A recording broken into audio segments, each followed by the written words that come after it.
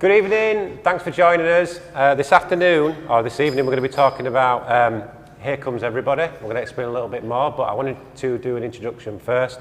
My name is Guy Utley, I'm the Creative Director at Tall, and this is Andrew. Do you want to introduce yourself, Andrew? Hello, I am the UX and Design Lead at Vanquis Bank. Thanks! Yeah. Yay! Thanks, guys. So we hope this is the first kind of hybrid event we've done, so we're live streaming. We've got a small audience here of half-drunk people, so this should be interesting. So we've got a really interesting topic. We've been wanting to talk about this for a while. We did a talk earlier on this afternoon, and kind of a shortened version, wasn't it? And we got some interesting questions, so hopefully we can discuss some of those points today. So we're going to be talking about Here Comes Everybody, and what does that mean? It means that we're going to be having to design for lots more people, more complex people. So more complexity means we're going to have to develop different ways and smarter ways of being able to design products, services, rather than just building large teams to look after that. So we're going to go into that in a little bit more. But one thing we know, the humans are messy, right? There isn't just 4 or 5 personas that we can design for. There's lots of different types of people.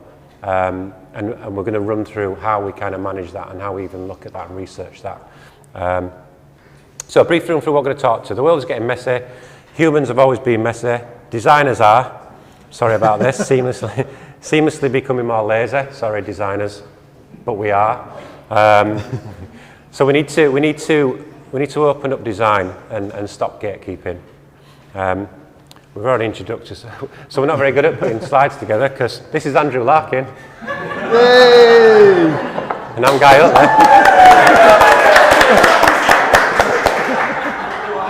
So there is a reason we're back in here. So if we're going to introduce yourself, you know, it's Andrew Larkin, 43 years old. He's a designer, lives near the south coast. Handy around the house.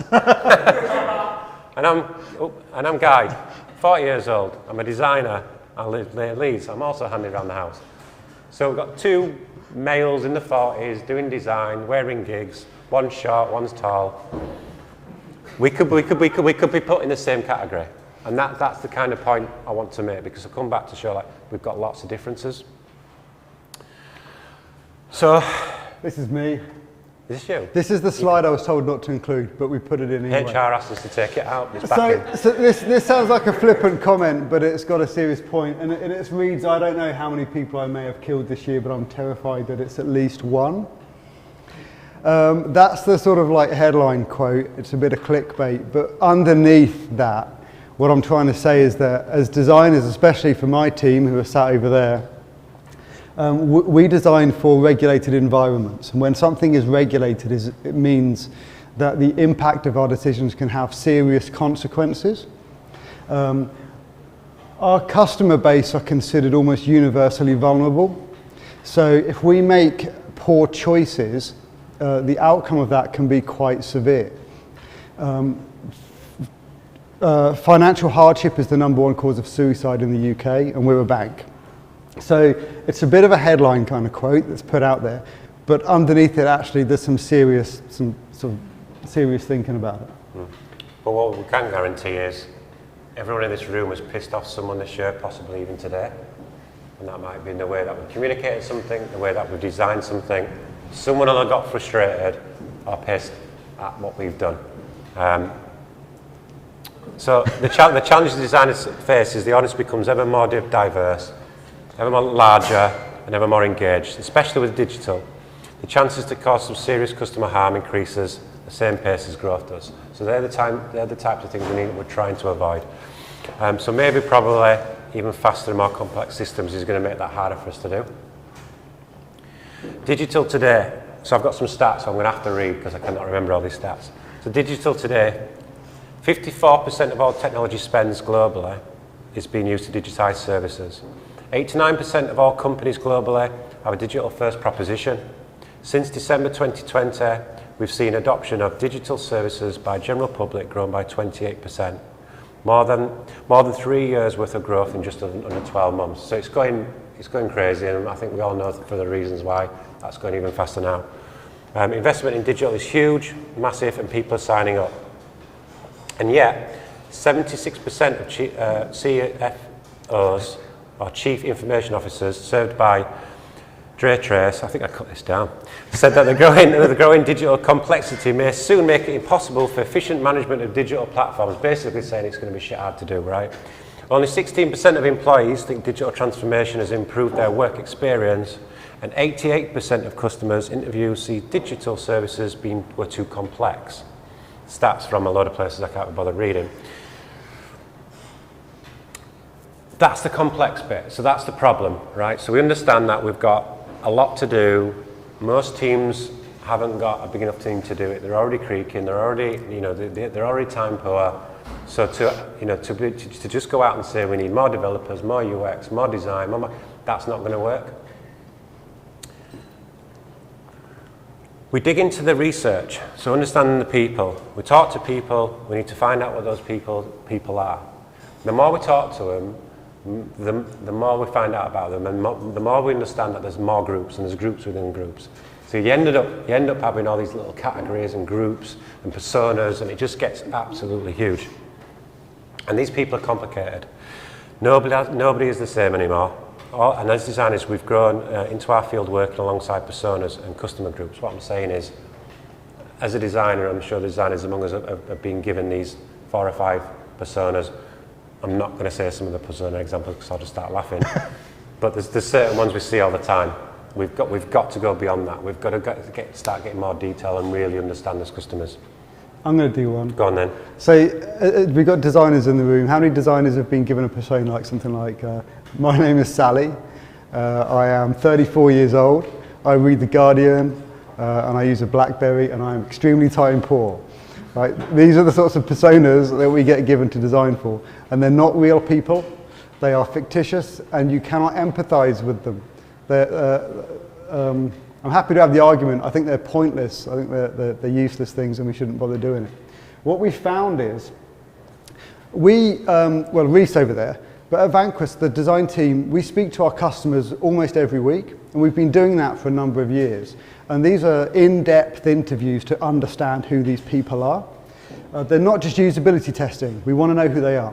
And what we found is talking to all of these people is you have groups, like plumbers, although we seem to have quite a few plumbers. You've got plumbers and you've got people that are like Guy and I, we're like white middle-aged men, and you've got Chinese women in their 20s. You've got all these groups, and you keep going and you keep finding more and more and more groups until you end up at what we just like to call people, which is everybody is unique. And those personas don't work anymore. The world's become more complicated. And when you put that kind of complexity of humanity, which was always there, but we just wanted to ignore it because it was easier to ignore, on top of the complexity of digital services, which are getting very, very complex. His car talks to Apple, and Apple talks to your fridge, and we have all these complex systems connecting to each other.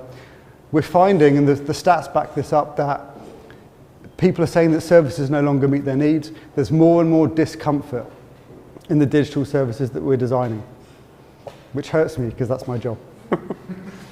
So there's another picture of me and Andrew, because we just really like those pictures. And I'd never seen my ear before. I've never seen my ear, and now I'm looking at it and I got a really weird ear. So we introduced ourselves earlier, quite a short description, but let's look at both of us, right? So we're both the same age, both white males, both designers, both live in the UK, both wear glasses, both have families, and yet we're entirely different.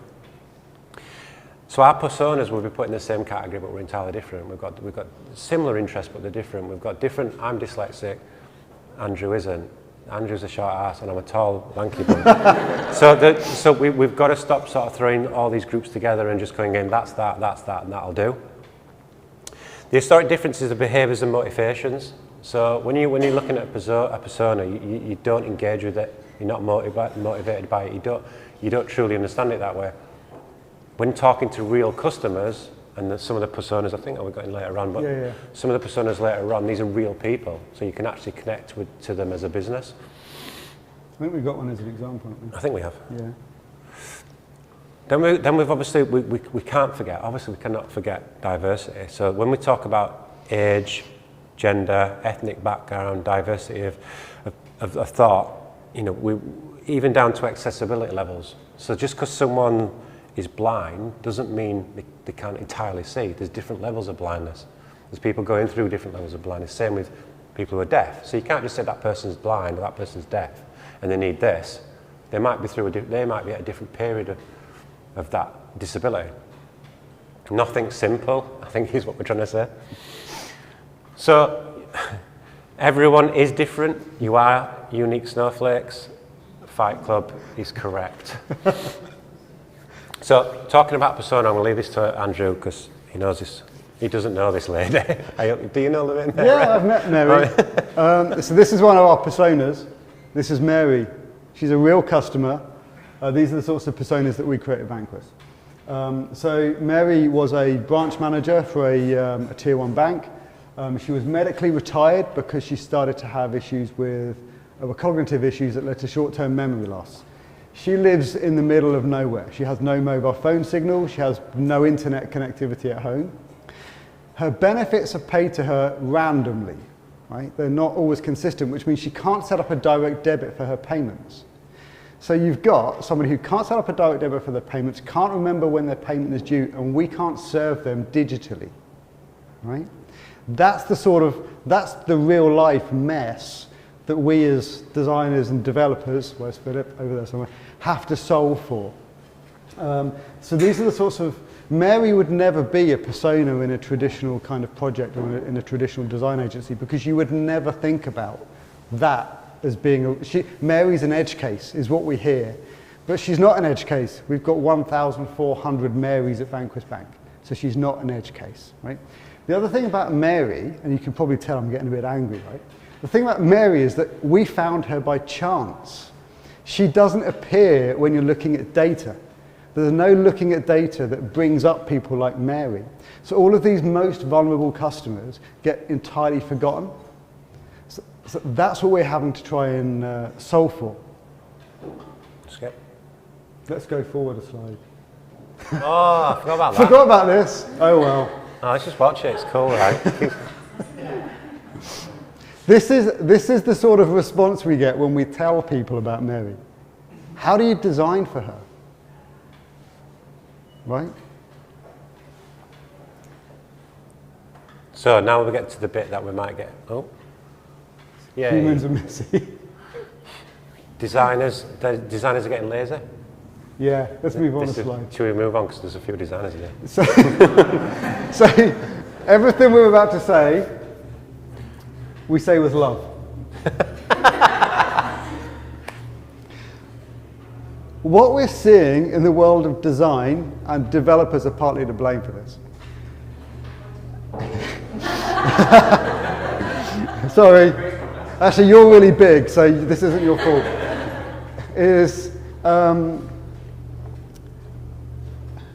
Is common, repeated UX usability patterns that get rolled out over and over, right? And you have places like Nielsen Norman Group, and I hate to bring them up because they do excellent work. But we have these things that are proven to work for the majority, right? And as designers, we latch onto them because they're proven to work, and we reuse them. But what we don't ever do is think about, are they actually relevant for the audience that we're designing for? And that leads to things like this, which is, I think, this is my pet hate, is this list of countries. Do we live in the United Kingdom, or do I live in England, do I live in Great Britain? I don't know, and it's different for different places that I go to. So on mobile, this is a standard UX pattern on forms, and it doesn't serve the needs of anybody. And we're seeing this happen across all of design. This is really bad if you have voiceover on, where it reads out every bloody country, and it can take you an hour to find the country that you want, right? Just type it in, right? It's much, much easier. Is this where you don't stay seated? The next I slide? may get up, right? So this is where it gets really going now. Right? And places like this, We might as well have let a the drink, animation man. have yeah. Places like this are kind of to blame. These places, let's just go back, let's broadcast it. These are places where beautiful, stunning pieces of UI art go to breed with post-rationalization to create shitty design, terrible design. What we do as designers, and we're all guilty of it, is we get given a design challenge and we go, I don't know. And I may not have the time to actually do the design process. And we end up here, looking for inspiration. And we copy and paste. And it may have been an amazing piece of design for the original client, for the original set of customers. But we don't know, from looking at any of this, how it was tested, if it was tested, who it was tested for. But we reuse it. And that's leading to what I call like a singularity of terrible design that we're seeing across all products. I think you said breeding grounds, yes. Breeding grounds? Breeding grounds, well, yeah, that's what it is. But it's like this, we're starting to see lazy design across all products. And it's at all levels. We see it with Apple, we see it with Google, we see it everywhere, because there's just this standardization, this normalization of design. Things like that, right? And they don't work. They don't work for people. So sorry if I upset anybody. Is this me? I think so. No, this is me. This is me. So this is where I was ranting again. So yeah, we call it the singularity of bad design, which is where you end up with everything being bloody annoying for almost everybody. Right, because you're designing for this sort of like mediocre, medium level where you're trying to target the 80%. But what you're not doing is that thing at the beginning. We've just sort of proven that the world's becoming really, really complicated. And people are really, really complicated. And they have very complicated needs. And our answer to that is we're going to just do the same for everyone. And it does not work. And it's scary. You know, when we do the research and we find this out and we are presented with it, and you get people like Mary and you go, not only are we not serving her needs, we have no idea how to fix it. And that's just one person. Right? Now imagine that you've got 2 million unique customers that we are morally and legally obliged to do better for. It becomes a real challenge. So lazy thinking, assumptions are our biggest weakness, and designers are getting lazy. Sorry, designers. So we assume everyone has a smartphone, they have 2 hands free, they're having a chilled day, and they've got time to access, say, a banking app. So just to try and make this point a bit clearer, and unfortunately, Sienna's at the front. Sorry, Sienna. Yay. If you could take a seat here and keep Actually, hold of that. We should bring Sienna up front. Yeah? So, do you want my stool? Do you want to sit down? Just stand here, Sienna. So, no, that's fine. You're short enough. You're in view, I think. So, what I need you to do quickly is hold the handlebar out. I need you to keep both hands on the handlebar. I need you to keep that eye on the road because it's busy and it's dangerous. But you need to access your banking app quite quickly and stay safe because you've got a really important payment coming through that you need to know about. So right now. Can you do that for me? No, you're right. No. We should have picked someone who wasn't in a jumpsuit, right?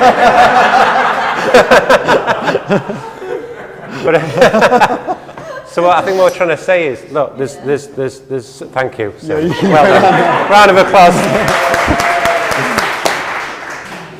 So I think what we're trying to say is there's different people in lots of different circumstances, and that could have been, you know, on a serious note, there's Uber cyclists who are on that thing all day long. But, you know, it could be a mum with a pram and she's got loads of kids about. People aren't sat just ready to use apps in the same way that we might always be ready to use apps. So we need to start thinking smarter. When we say inclusivity, Yes, it's diversity. Yes, it's thinking about different people and different needs. But it's also thinking about different people in different positions and what they're doing in their daily basis, right? I'm looking forward to this bit. Okay. We need some volunteers. So hands up. How would you use this? What does this mean? Anyone? Thumbs up. What does that mean? What does that mean? Okay. Hang on, we got happy, good. Happy, great. Happy, good, great. Okay. What's that? Nope. Liked. Happy, great. Yeah, like no problem. Okay.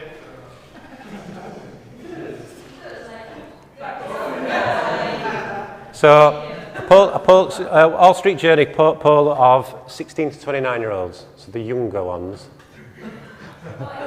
A lot think it's for losers. They think it's for think it's for losers, millennials, boomers, and basically anyone over 30. Not my stats. This is what's going on. Next one. Anyone there? What's this one? What does this mean? Untouchable.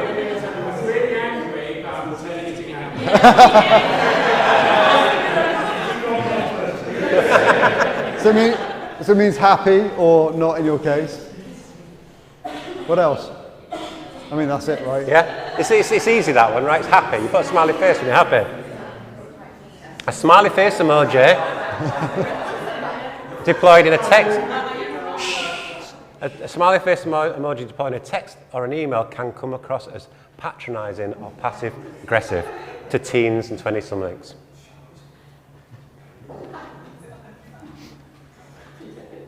Anyone?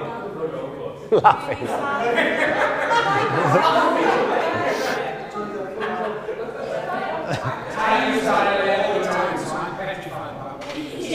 What do you use it for? So you're right. Okay, well done. You're both right. So you got that one. Well done. 1 out of 3. But yeah, but the older generation the older generation, your mums and dads, they're using it in a different way to how we might do and how the younger generation do. So think about how we might use emojis in marketing. I'll let you So I can't remember which country this is. Is this Greece? This is Greece in the Middle East, right? Okay, that's all gone through. Thumbs up. Thanks for making your payment. Right? Greece or Middle East means, I'm not going to say it. Go F yourself. Thanks for making your payment. I'm really trying not to swear because it's a bad habit. Right? It means go fuck yourself. Thanks for making payment. Amy, did you have like the pause button? Or this one. Well done, Peter. You're getting lots of claps, cheers this month. That's actually quite common, right? Especially in the total. Not in China. In China, that would mean you're having lots of sex with someone. Go, Peter. You're having lots of sex with someone this month. You're on fire. Right? So awesome. even at this level, like emojis have different meanings depending on your age and your cultural background. Everything does. You've got to design for this stuff. You can't design for it if you don't know about it, and you can't know about it unless you start talking to people. I love that. That's brilliant. Who wrote this? Okay, some more complex. What's going on? Hey! Designers are lazy, right? Oh, God. Next one. Okay, stop gatekeeping. So how do you innovate? How do you do design for an ever more diverse audience and not turn into a killer?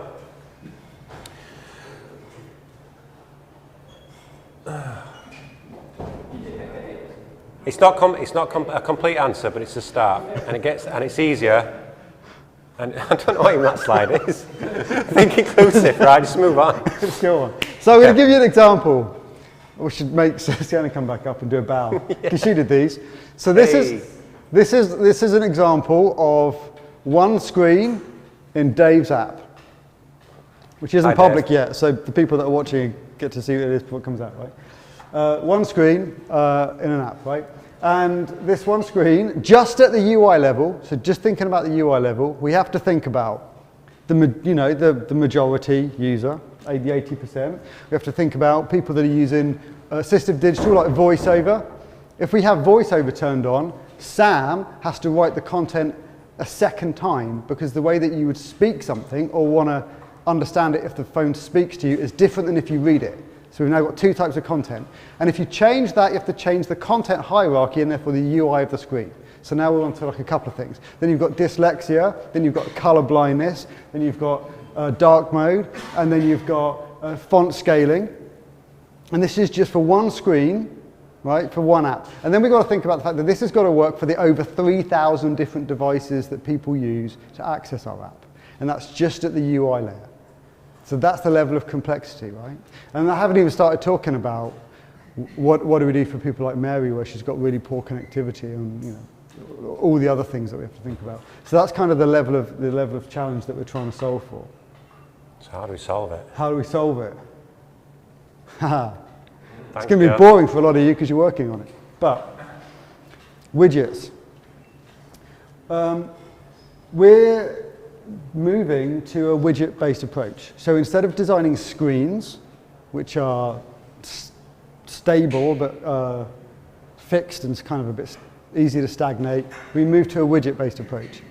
So we will allow our customers to have access to, Atik's laughing, it's put me off. We'll allow our customers to have access to a collection of widgets based upon their needs, right? So it depends on which products they've got, different widgets will come up. Depending on how they want to use those products, the widgets will change. If you've got a credit card, but you're just trying to pay down your balance, all you really care about is how much left you owe us, right? If you have a credit card that you use day to day, generally, you need a lot more information. What's your balance? What's your available credit? When's your next payment coming out? All that additional stuff. And so the widgets have got to adapt and adjust to the needs of the product and to the needs of the customer.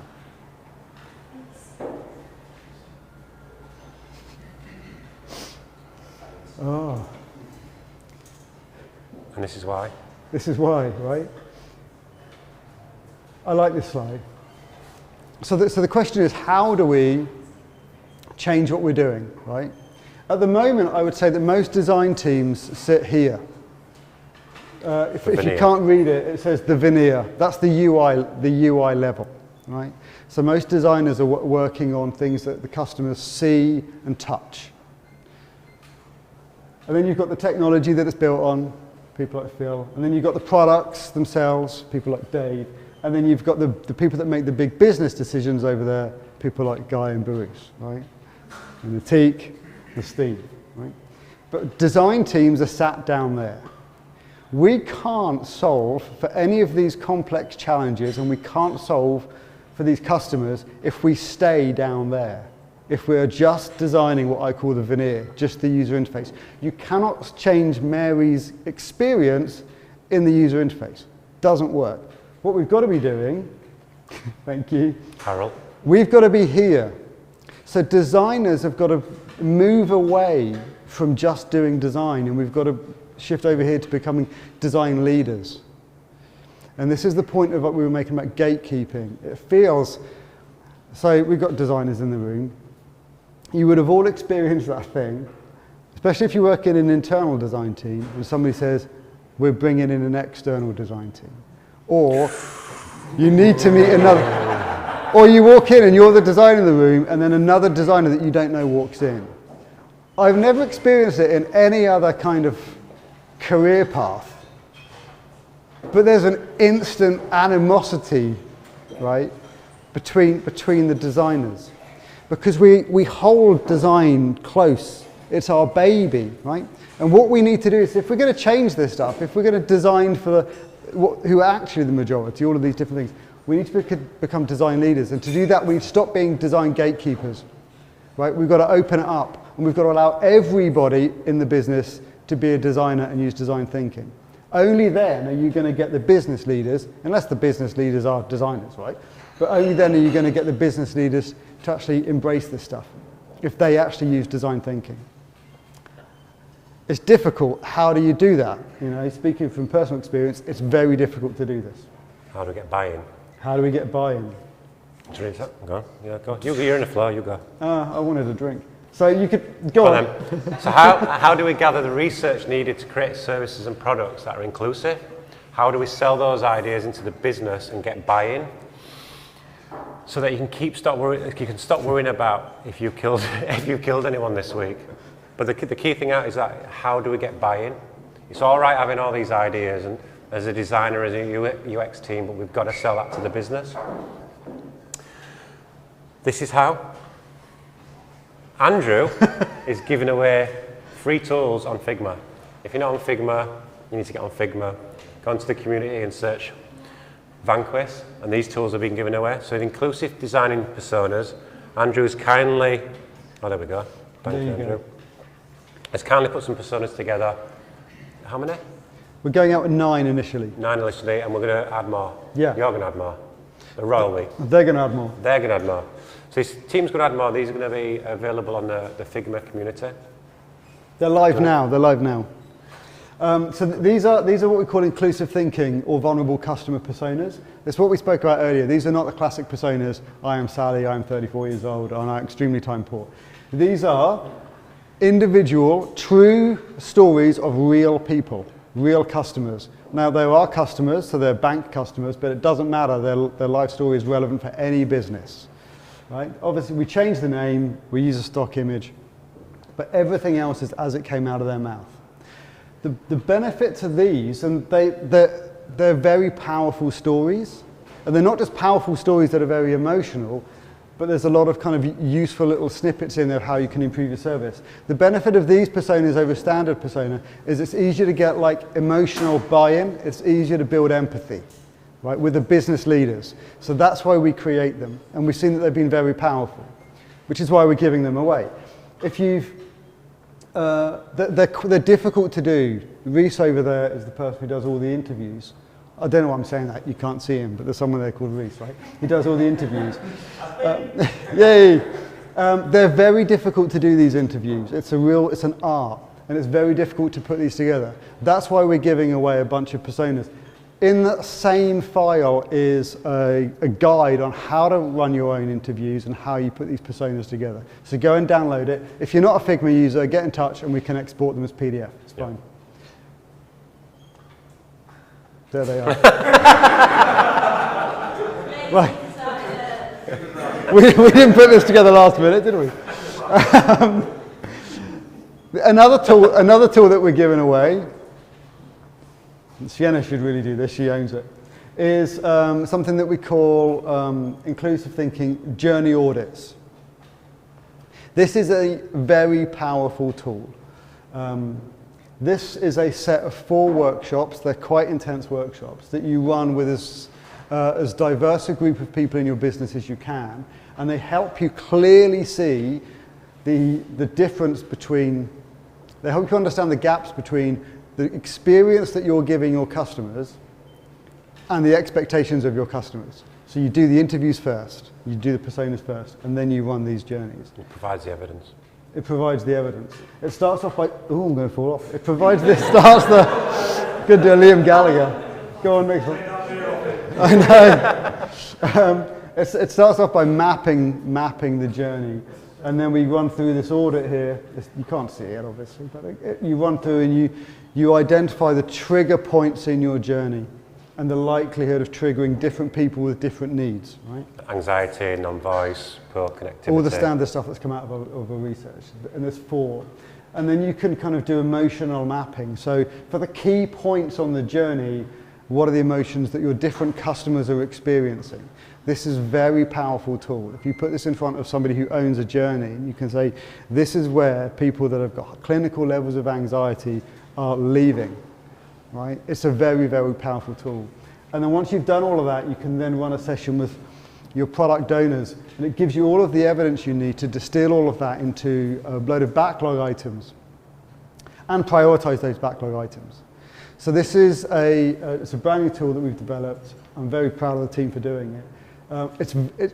It took a lot of effort to put together, and you would never have done one because we invented it. So we're giving it away. Again, that's on Figma, so you go on the Figma community, search for Vanquis, and this pops up. Between those personas and these workshops, if you involve the wider business in doing them, you'll start to get buy-in. Yay. Don't know why we put that slide at the end. Let's see. Hey! We need it. There we go. I think we rattled through that about 10 minutes earlier than we wanted to. Maybe because we were on the beer. So we're going to open it up to questions. Got a question at the back straight away. Have we got a microphone? Just shout. I'm the head of innovation at Crisis, and I'm trying to get some stuff I said today. I Good. believe that the song is good enough. I believe that you're designing for Mary, then you should be designing with Mary. So how do you feel about that? We have done it. We did it before COVID hit, where we would design features with the customers in the room. They were amazing, because we went in with an assumption and we were completely wrong. And the reason we were completely wrong is because we used a common design pattern that everybody else uses. It was for a payments journey. And it was fascinating. And we redesigned our payments journey because of it. Then COVID hit, so we're not allowed to do it. We would like to be able to do that again, but it's probably going to be a while. So we are working with our charity partners to sort of do it. In fact, I'm going to talk to you afterwards. Digital inclusion consultancy, which is going to be basically having a whole bunch of people who you can draw on to say, what does this There we go. Nice. There we go. Perfect. Nice. So we work with our charity partners to do that via them. But we need to get closer to the customers, because doing it via the charity partner, things get lost in translation. Yeah. And as soon as we can, as soon as the doors are open, we'll have the customers in the room again. Absolutely. Excellent question. So though. Thank high you. five for the first question, and even better plug. Yeah. That. So actually, yeah, so say that again loudly. Who do you work for? Crisis. Crisis. And what are you doing? I'm the head of innovation. Head of innovation. And what's your name? Jem Henderson. And what was that thing you're doing, a digital thingy thing? I can't even believe what you said. Doesn't matter. There's a question there. I saw a hand. No? Just waving. 2 seconds, I've lost it. Oh, yeah. When mapping customer journeys, how do you actually individually map a customer journey? Do you do that with actually individual customers? Yes. And then you... Reese, answer the question, please. Actually, Reese, can you come up? Come up here, Come up Reese. here.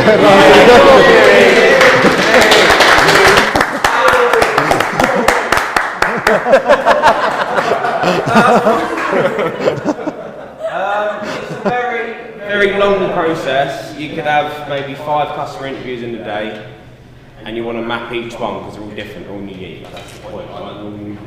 Yeah. Good. So essentially, you go through your raw notes. Ideally, you'd have everything transcribed, so you use technology to go through everything, so you'd have to know.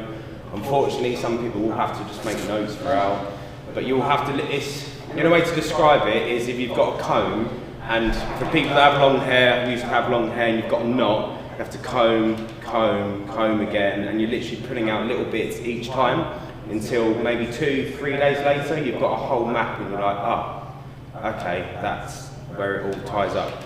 But then that doesn't end there. You're doing that with other people that are either in the research with you, people that are maybe not I don't want to say not so interested, but maybe people that are involved in the project but doing their own thing. You want to get them involved, so they might go, oh, actually, there's something here. So it's a very collaborative effort. That's the best you can get out of it. Thank you very much.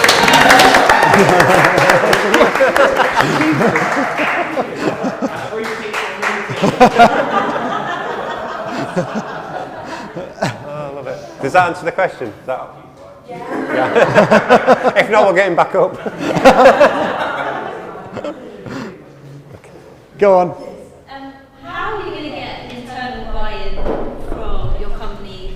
Because if you're saying that everyone's unique, it's going to take a lot of resource, either time or money, to speak to all these people. Because you're saying personas don't work as a cluster anymore. You can't just put everyone in a category and say this is Julie who's for like 20 people or whatever. You're saying you need to speak to individual people, which means you're never going to be inclusive, because you're never going to cover everyone, because you can't speak to all your customers.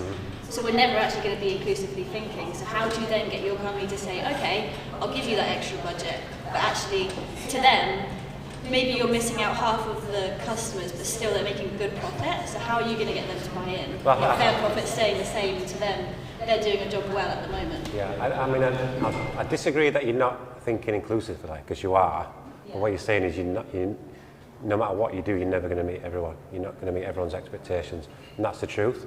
And I don't, because the way that digital is moving at such pace, and the products that we're actually putting out there, I don't think you'll ever get on top of it. You know, with even the basics that we're learning, the devices that you were talking about, 3,500 devices, there'll be another 5 out next week that we don't know about. So I think we're always going to be on the back foot. But I think if we can keep developing tools to speed up our process, I think we can at least be not as far as behind as we need to be. But I think from your point of view, from a business, you're getting looked at and you're getting monitored, and you probably get fined heavily if you don't. So you've got to, but I don't know the answer of, Again, unless you've got some solution to cover everything. The pessimist view for if you're a regulated business like a bank or insurance or whatever, is you've got to do this, otherwise you're going to get fined, right? Which is great for us.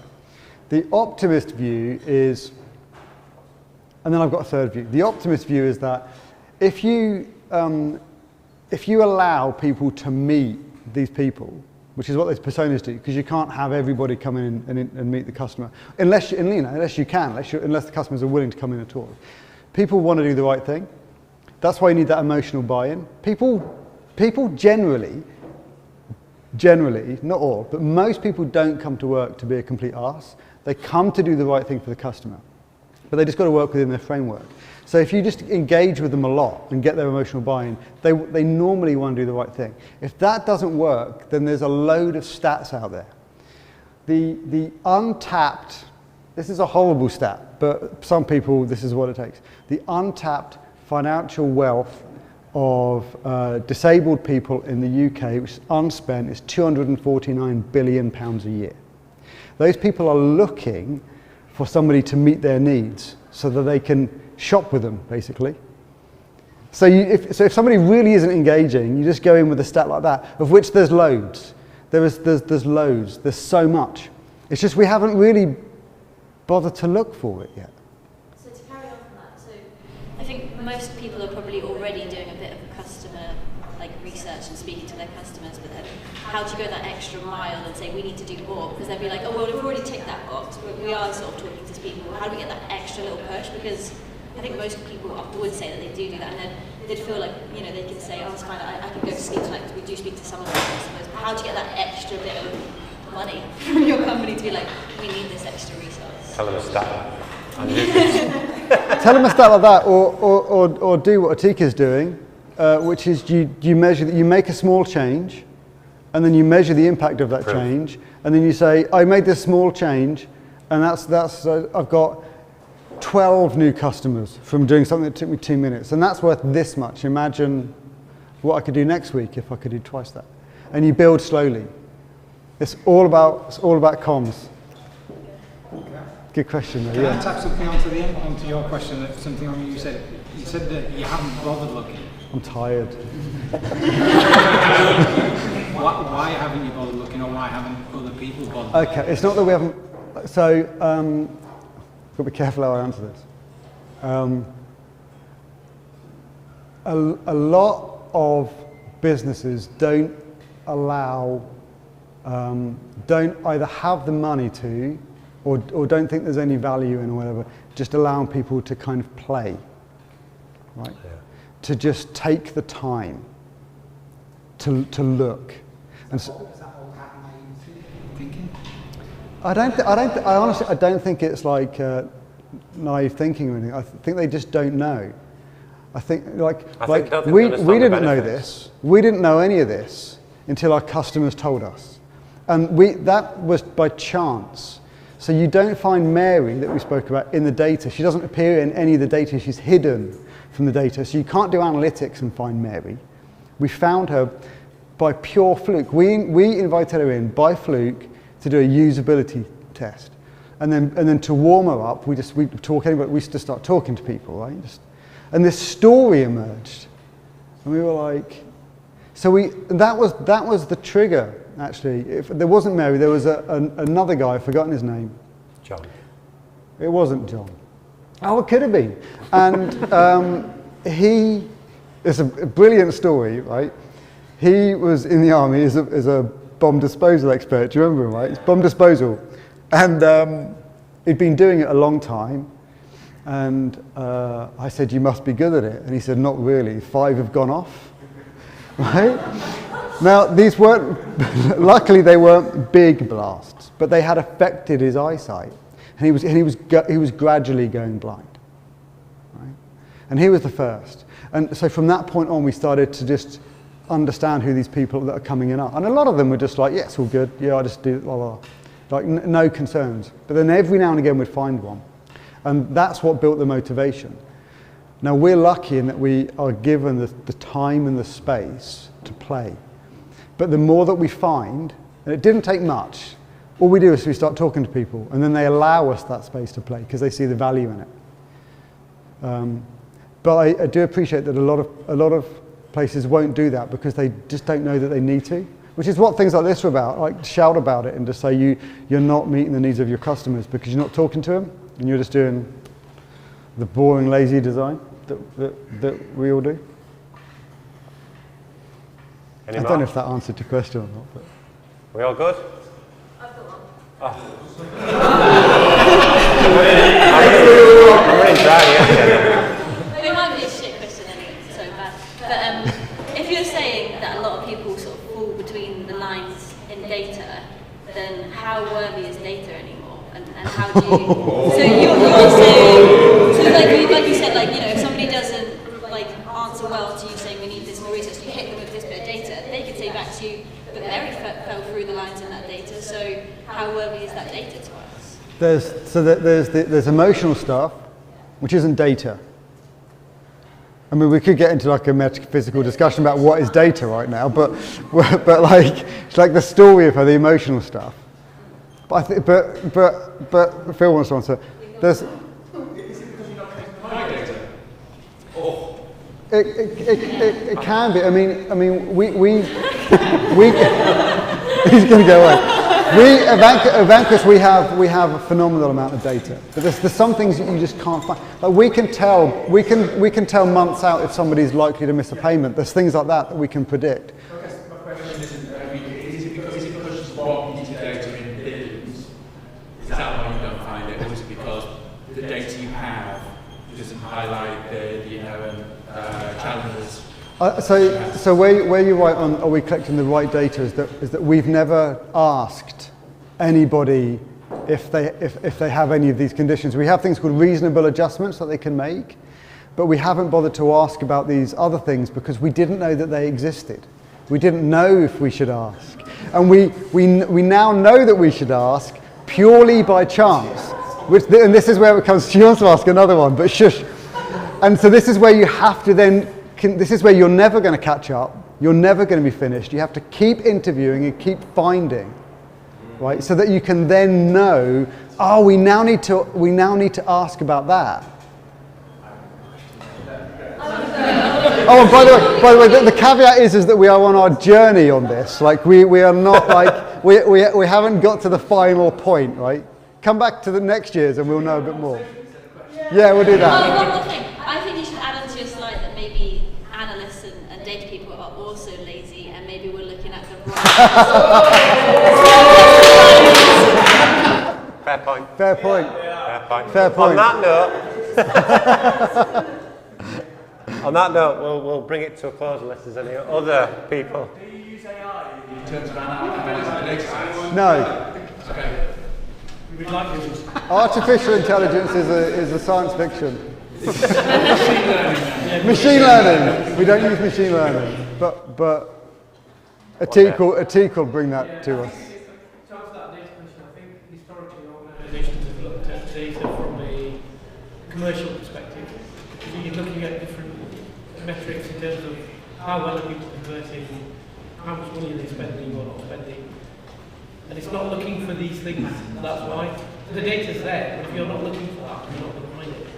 And I think that's where we need to start looking slightly more broadly at these things. It is there, you just need to look for it. Good answer. Thank you. Thank you! Oh, I can fall asleep now. Yes. Thank you very much. For people online, if there is anyone online, I hope there's at least a couple. But thank you very much, guys. It's been a great night. Thank you. Cheers!